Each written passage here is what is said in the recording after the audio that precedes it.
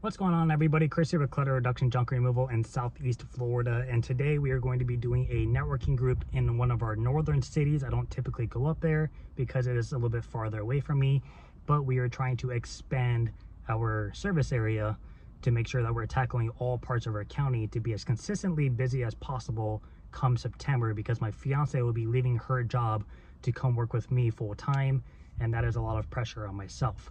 I think we will do great as a team, but at the moment, it makes me a little nervous. So I'm trying to make sure I can tackle all aspects. I'm going back to my basics. I went back to some of my older videos. Yes, I watch my own videos as well because of things I learned from others. And I went back and wrote down what I used to do back in the day, and I'm focusing back on that again, but with the knowledge that I have now for better situational analysis. So today we're going to be doing storage units, and what I like to do is I go ahead and write down the storage units in the area I'm going to be in. So once I get to the facility or to the restaurant for the networking group, I want to type in storage units near me, and then based on that map, I like to follow like a circle so I'm not wasting gas. So I'll start near me and I'll just kind of go up north a little bit, go out west, go down south, go out east, and either come back to the main point, like say for example if I was home, or in this case, because I have to come back south to go home, I'll start in the north and wrap my way around and then just kind of go straight down. So I find that to be good for time purposes and for gas. On top of that, when I am going to these facilities, I am trying to mention a few examples of why they would potentially need me to be there. And if not for them, then for the people renting the storage units. So back in the day, I used to say, if you guys ever have evictions and you need a whole unit cleaned out. Nowadays, they have storage auctions, and people will go buy a unit full of literally trash for $5, and then they are now responsible for the contents. It happens every day. I used to do these storage auctions for a little bit for fun, and I noticed that. I've even bought a unit that was trash for $5 just because. It was just something to do. And that kind of takes a big burden off of these storage units. So another example that I give nowadays is, number one, if they have illegal dumping. Doesn't happen often, but sometimes it does happen. It's usually just one or two pieces, a little bit more manageable for the staff to deal with. But sometimes you'll get a big old pile, or it'll literally look like a dump truck dropped off a bunch of crap in the back of the storage place.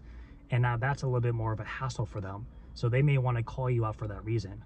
And then the more important and more common situation would be if a resident is leaving soon and they don't want to take all of their stuff back home with them, they may want to call us to come out and take the stuff they don't want anymore while they get rid of theirs. And that is where it comes into handy to leave your cards behind. So out of these storage units, I have 12 written down.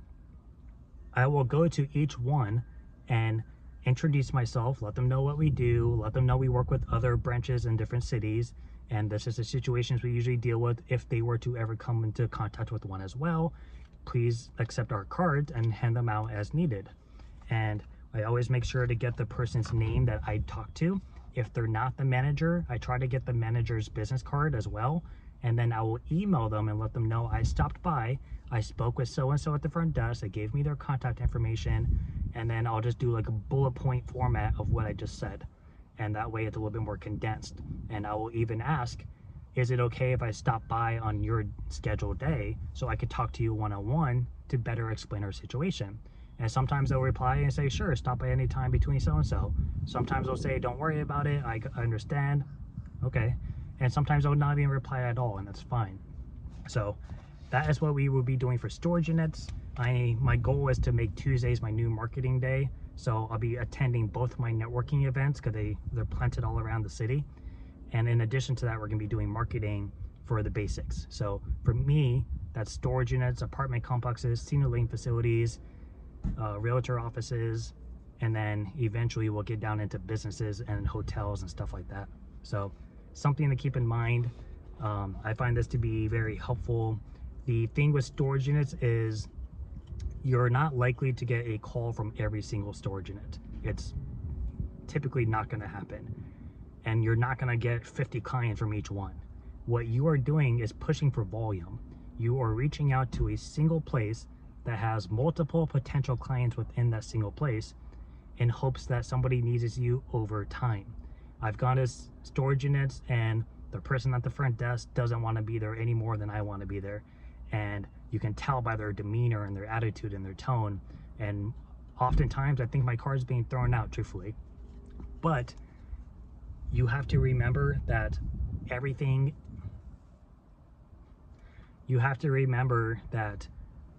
you're playing the volume game.